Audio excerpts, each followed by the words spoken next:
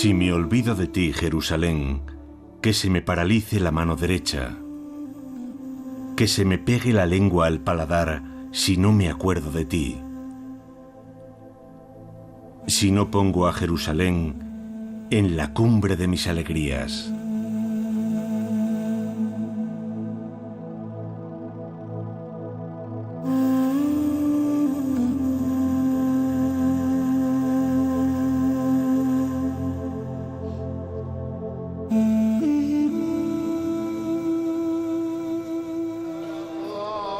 Hace 2000 años, un Galileo llamado Jesús, hijo de María, la de Nazaret, fue ejecutado por la autoridad romana en este mismo lugar. Cometió el delito de confesar que era el Hijo de Dios. 3 días después, venció a la muerte y resucitó para siempre. Desde entonces, está vivo donde 2 o más se reúnen en su nombre. Estamos delante de la fachada de la basílica que decimos del Santo Sepulcro, que más bien habría que decir de la Anástasis, que es la gran cúpula sobre la tumba donde Cristo resucitó. Eso significa la palabra griega. En este recinto está englobado el misterio de nuestra redención, el Calvario, donde Cristo dio la vida por nosotros y donde, venciendo a la muerte, resucitó de esa tumba que veneramos como una tumba vacía. La Basílica de la Resurrección alberga el lugar donde Jesús fue crucificado, muerto y sepultado. El espacio donde resucitó al tercer día según las Escrituras. Aquí está el origen de la cristiandad, la prueba histórica de que Jesús fue crucificado en tiempos de Poncio Pilato. Es el centro, el quicio, la piedra angular que da sentido a las palabras y obras de Jesús. El lugar más importante para los cristianos, un espacio sagrado. ¿Por qué los cristianos no tenemos un precepto como el de los musulmanes? Ellos de ir a la Meca, nosotros de venir a Jerusalén para encontrarnos con el Cristo vivo en su tierra. Pues invito a todo cristiano que tiene el deseo, que lo tiene, porque a veces no es la falta de fe, es la economía, es el problema familiar el que retiene al poder cumplir ese precepto religioso de subir a Jerusalén, la aliyá que se dice en hebreo para los israelitas. Parece una amarga ironía que a esta ciudad se le llame Princesa de la Paz. Desde hace 2000 años no ha habido un momento de reposo en Jerusalén. Judíos, cristianos y musulmanes siguen pugnando por esta pequeña ciudad de colinas rocosas enclavada en las montañas de Judá.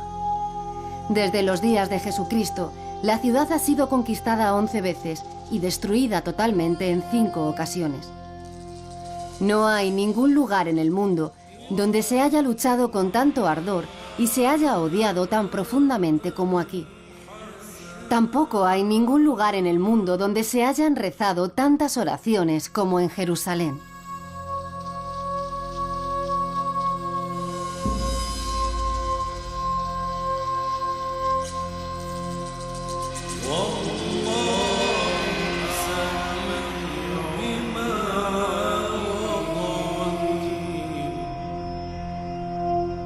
Ciudad santa del judaísmo, el cristianismo y el islamismo.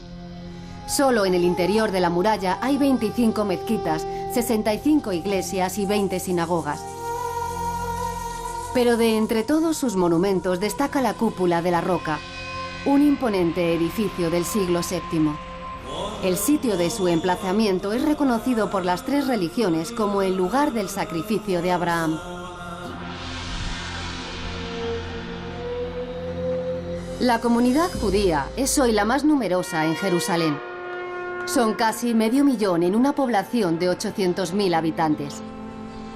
El barrio judío, en el interior de la muralla, es el que más ha crecido en los últimos años. La mayoría pertenecen al grupo de los llamados jaredíes o judíos ortodoxos.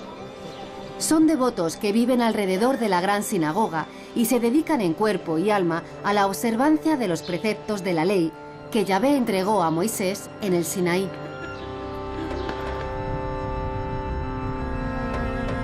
El Muro de las Lamentaciones establece el límite entre los barrios cristiano, judío y musulmán. Este es el último vestigio de los muros que rodeaban el segundo templo que destruyeron los romanos. Se había construido en el lugar original donde estaba el auténtico, el de Salomón. Está compuesto por gigantescos sillares de 11 metros de largo y casi 2 de alto. 14 hiladas son aún visibles y 11 están cubiertas por las ruinas. Se considera sagrado por ser el sitio más cercano al Sancta Sanctorum, donde un día estuvo el Arca de la Alianza. Hoy son miles los judíos piadosos que vienen a rezar a este lugar para pedirle a Yahvé que envíe pronto al Mesías, al Salvador. La población musulmana en Jerusalén también ha crecido mucho en poco tiempo. Actualmente son 240.000 personas. En la ciudad antigua ganan por mayoría. 3 de cada 4 vecinos que habitan en el interior de la muralla profesan a diario que no hay otro Dios sino Alá y Mahoma es su profeta.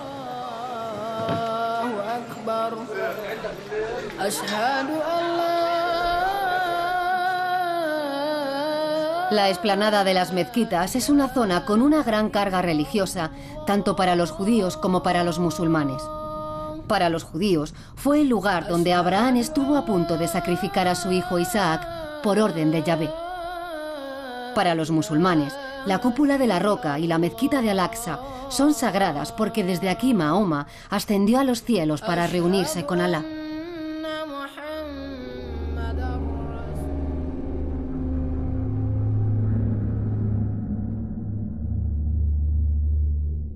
En mayo de 1948 se declaraba el establecimiento del Estado de Israel.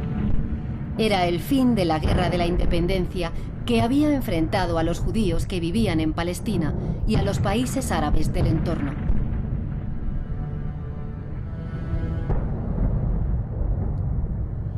El origen del enfrentamiento fue una decisión de Naciones Unidas. En noviembre de 1947, y tras la terrible persecución de los judíos europeos por parte del nazismo, la Asamblea General de la ONU decidió dividir Palestina en un Estado judío y otro árabe.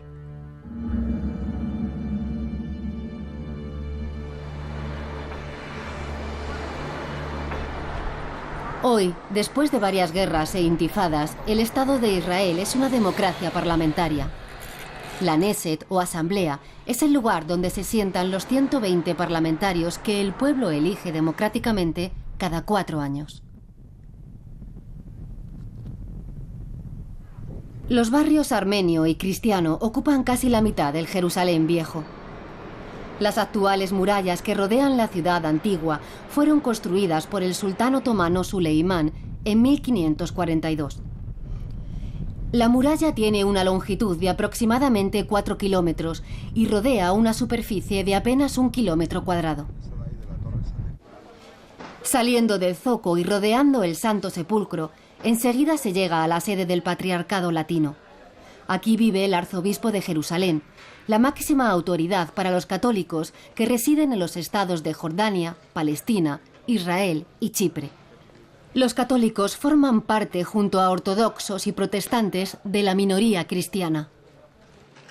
Mi drama que ahora en Jerusalén por el momento tenemos más o menos 10-11 mil cristianos, todos juntos, católicos, ortodoxos y reformistas, protestantes, en una masa de musulmanes que son 240.000 musulmanes, Jerusalén, solamente la ciudad de Jerusalén, y 455.000 judíos. Nosotros somos solamente apenas 10-11.000 cristianos.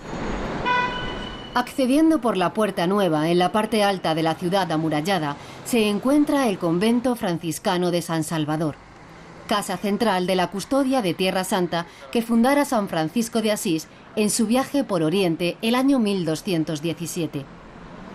Después sería el Papa Clemente VI quien encomendase a estos frailes oficialmente la custodia y guarda de los santos lugares en 1342. Actualmente están trabajando en la promoción y el alquiler de viviendas para que las familias cristianas no abandonen el país. Una de las cosas que estamos haciendo ahora es reparando casa por casa, con los permisos necesarios, porque estas cosas son muy difíciles, pero al mismo tiempo que puedan vivir en una situación digna. Esas son todas casas nuestras, que constituye el barrio cristiano. Son casi 400 casas, compradas a través de la historia. La gente vive en renta, pero sin pagar nada.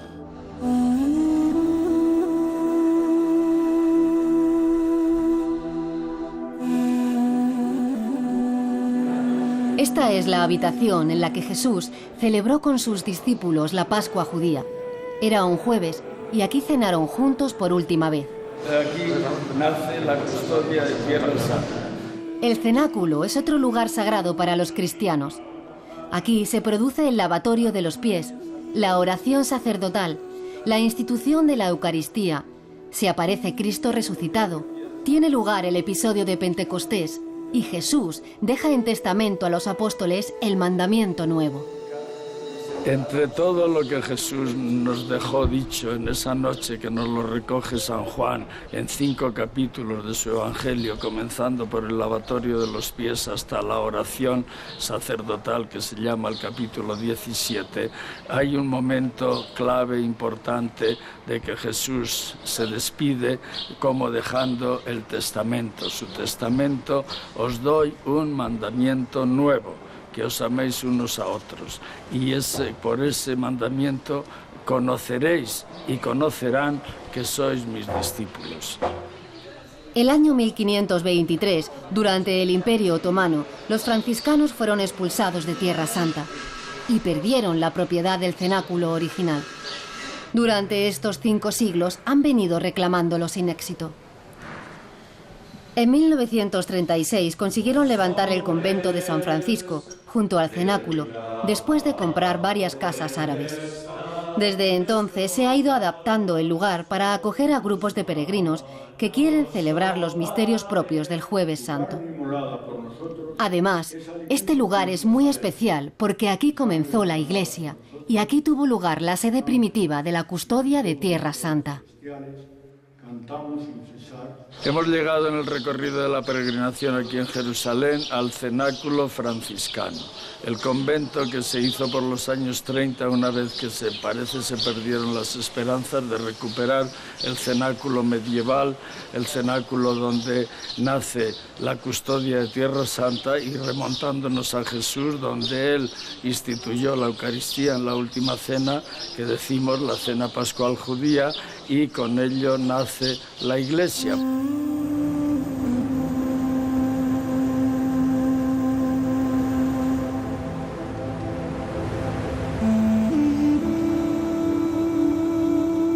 El Huerto de los Olivos es un lugar especial.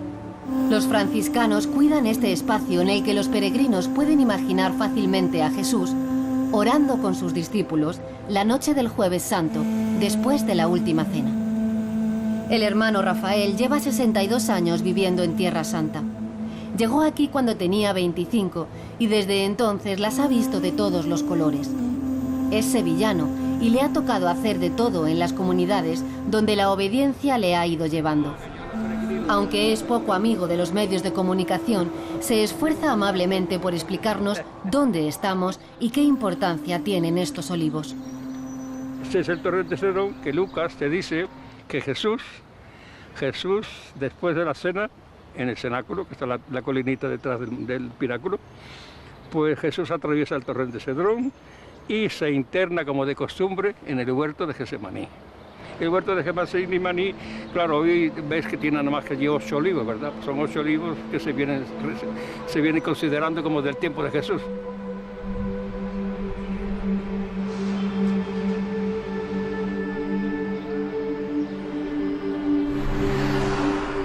A un tiro de piedra del Huerto de los Olivos está la Basílica de Getsemaní o de la Agonía. Aquí se retiró Jesús para hablar directamente con su Padre en la víspera de su pasión.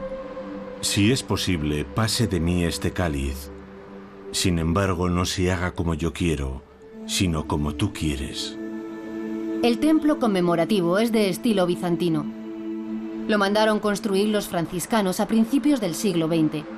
La fachada exterior, orientada al torrente Cedrón, tiene en el tímpano un mosaico donde se representa a Jesús asumiendo el dolor universal de la humanidad.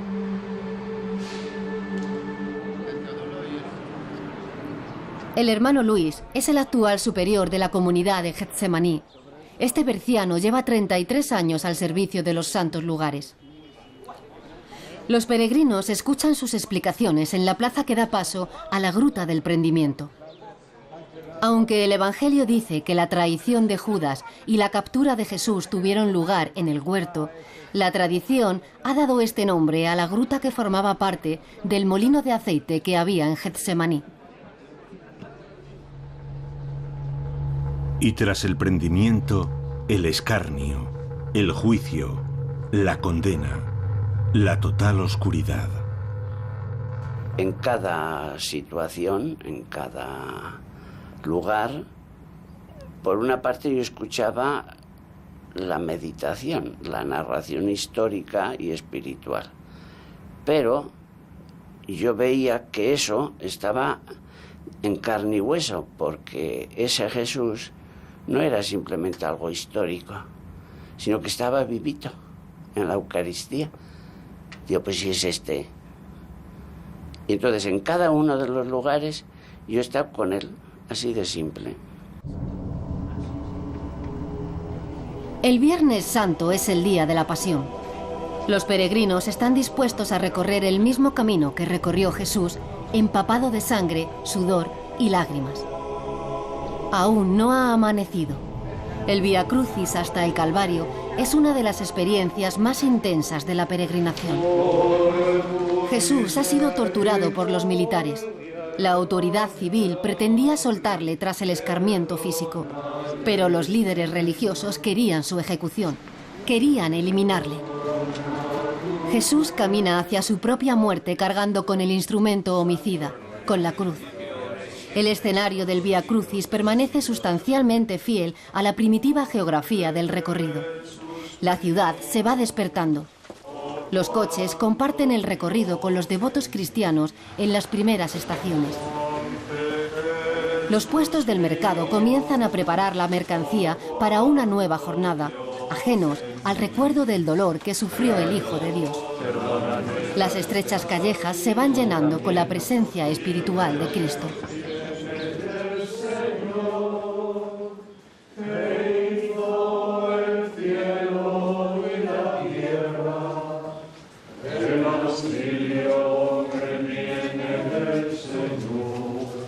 El sol ya ha despuntado. El grupo recorre las últimas estaciones en los exteriores del Santo Sepulcro, en la zona donde viven los cristianos coptos etíopes. Jesús es crucificado. Jesús muere en la cruz. Jesús en brazos de su madre y finalmente Jesús es sepultado.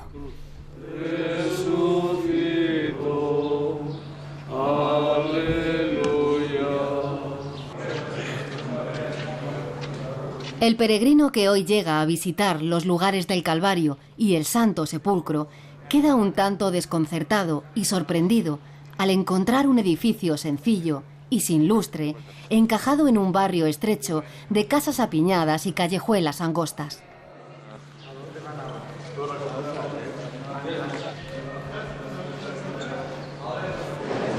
El pequeño templo donde se ubica el Santo Sepulcro se conoce con la palabra griega que designa la resurrección, anástasis. Se encuentra frente al coro de los griegos, en el interior de un templete restaurado una y mil veces. La tumba de Cristo era nueva. La mandó excavar José de Arimatea no lejos de la ciudad. Constaba de 3 elementos: fachada, vestíbulo y cámara funeraria. Seguramente el estilo era el de un nicho con forma de arco, tal y como se estilaba en las catacumbas. Con el tiempo a la tumba le recortaron su entorno rocoso para construir este mausoleo. Hoy se puede ver el templete que la acoge en el centro de una gran rotonda. Los peregrinos apenas disponen de unos segundos en el interior. La tumba vacía de Jesucristo es uno de los lugares sagrados más importantes del mundo. El lugar, sin duda, ha sido el Santo Sepulcro. llamado Anástasis, la tumba del Señor, que es más concretamente el lugar de su resurrección.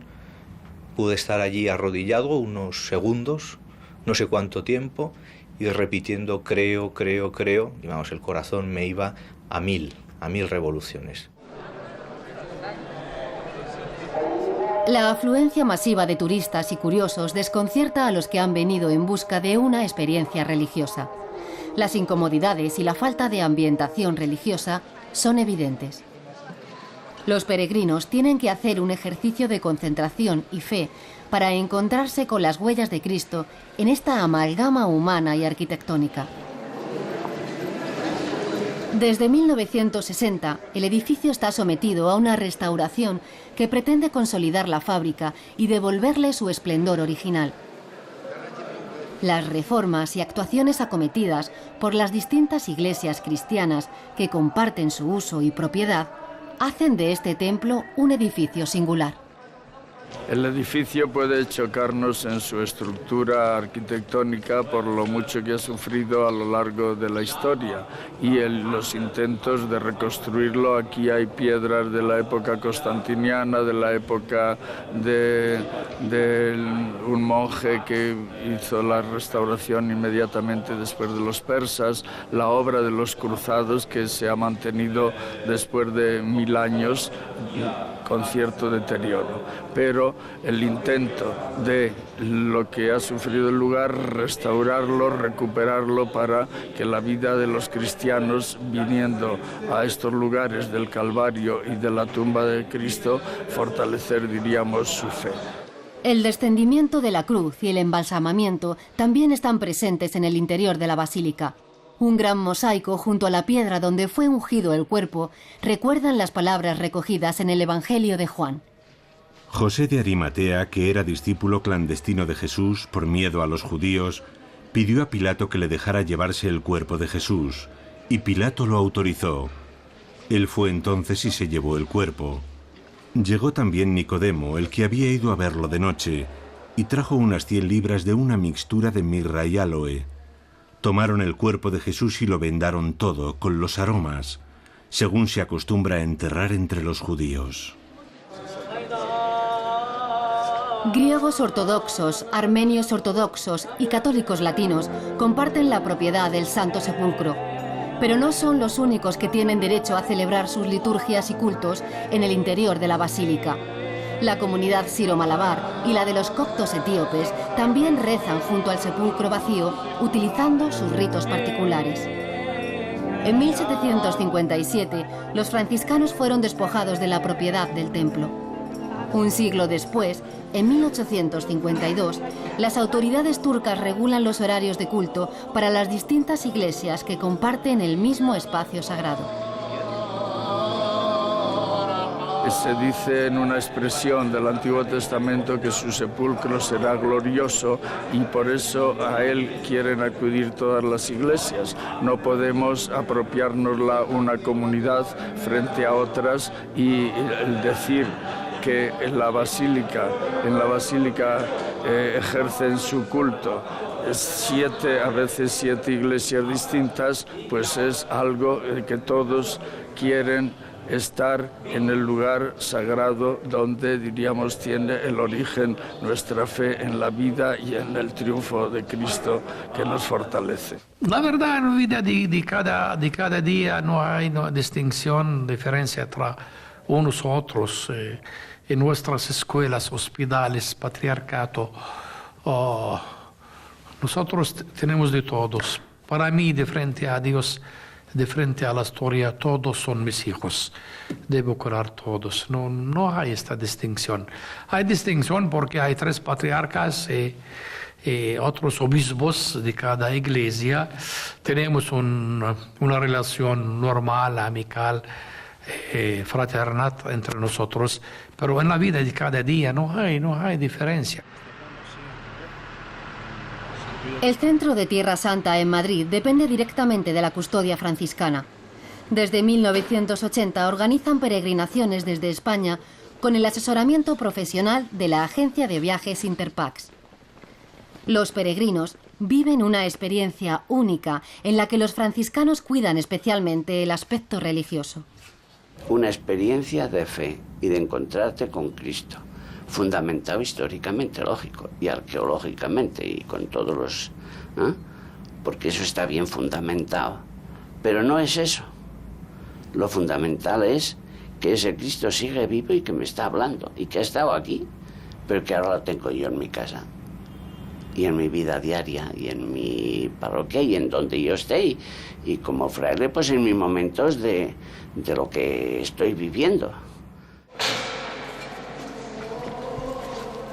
El padre Teodoro López, director del Centro de Tierra Santa, ha reservado para rezar el altar de la crucifixión, en la parte alta de la basílica, donde estaba el Monte Calvario. Antes del amanecer, el grupo de peregrinos celebra en este lugar tan especial el sacrificio de la Eucaristía. La capilla de los católicos latinos está junto al altar de los griegos ortodoxos, dedicado a la muerte de Jesús. Muchos peregrinos buscan el recogimiento y el silencio madrugador para encontrarse con Dios en el mismo sitio donde Cristo fue crucificado. Pude subir al Calvario y entonces allí fue muy curioso porque no había nadie. Allí pude meter la mano en pues donde se puso la cruz y fue como una experiencia como muy especial. Hace 2000 años, algunos pescadores de Galilea comenzaron a predicar que Jesús había muerto y había resucitado, y que ellos lo habían visto. Sobre este testimonio tan frágil e increíble se funda todo: las iglesias, las catedrales, el sacerdocio, las misiones, los religiosos, los concilios, la teología, el Papa. El sepulcro vacío es el kilómetro cero, el ombligo del mundo, el centro de nuestra historia. La visita al Santo Sepulcro es, diríamos, el culmen de la peregrinación. Recorrer los pasos que los antiguos buscaban también en las huellas de Cristo en Galilea, en los lugares de su nacimiento, su predicación, etcétera, es culminarlo en el lugar de su pasión y de su resurrección.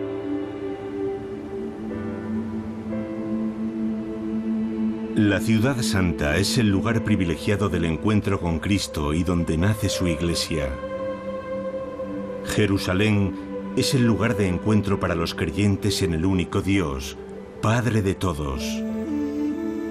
Jerusalén es símbolo de paz y de concordia, signo vivo del ideal de unidad, de fraternidad y de convergencia entre los pueblos. Porque en Cristo todos formamos una sola familia, porque Cristo es de todos y para todos.